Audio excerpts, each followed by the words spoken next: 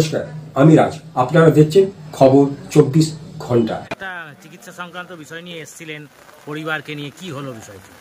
এই ভাই কদিন ধরে আমাদের কাছে এসেছিল, ওনার মায়ের চিকিৎসা যে বিভ্রান্তি হয়েছে ডাক্তারবাবু দ্বারা, সেই জন্য আমরা ডাক্তারবাবু বাড়িতে এসেছিলাম, কথা বললাম আলোচনার মাধ্যমে। উনি বাইরে ছিলেন না, ফোনের মাধ্যমে আলোচনা হলো।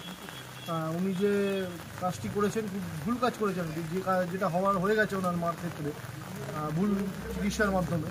তো কিন্তু তিনি এখন অ্যাসিওর করেছেন যে যে খরচাটা হবে সেটা দায়ভার তো উনি নেবেন। যে বাইরে যদি চিকিৎসা করানো হয় সুস্থ করার জন্য যে খরচাটা হবে সেই দায়ভারটা উনি বহন করবেন। এই জন্য আজকে আমরা এখানে উপস্থিত হয়েছিলাম, এসেছিলাম এখানে। কিন্তু উনি সুস্থতার কোনো অ্যাসিওরিটি দিতে পারেননি। সুস্থতার অ্যাসিওরিটি দিতে পারেননি, কিন্তু বলেছে চিকিৎসা খরচা বহন জানেন। এই ছেলেটি মায়ের জন্য তো এতদিন ডাক্তারবাবুর কাছে এসেছিল, কোনো পাত্তাই দেয়নি। আজকে কি আপনারা একত্রিত হয়ে এসেছিলেন বলে? পাড়া প্রতিবেশী হিসেবে একত্রিত হয়ে আমরা এখানে উপস্থিত হয়েছিলাম, যাতে মানবিক আবেদনের জন্য যেটা হওয়ার সেটা হয়ে গেছে। মহিলা বা দিদিভাই ওনার যেটা ক্ষতি হওয়ার সেটা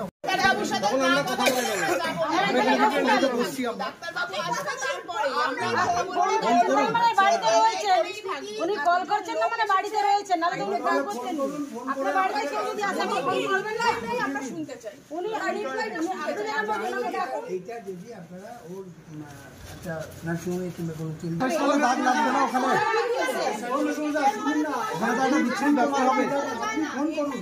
ফোন করে আমাদের যিনি আছেন যে পেশেন্টের ছেলে তার সাথে কথা হবে, স্পিকারনে কথা হবে। এবং প্রচুর মানুষের ট্রিটমেন্ট এবং সব কেস যে সবভাবে সমানভাবে হয় এমন না, কোনো কোনো কেস হতেই পারে, হয়ে যেতেই পারে, কারণ ও তো একাধটা নয়, এক একদিন অনেকগুলোই করে। এবার পরিস্থিতি অনুসারে যেটা হয়েছে সেটা নিশ্চয়ই বুঝবে। আমার একটাই কথা, না পারতো বলে দিতে পারতো। না, এটা না পারার বিষয়।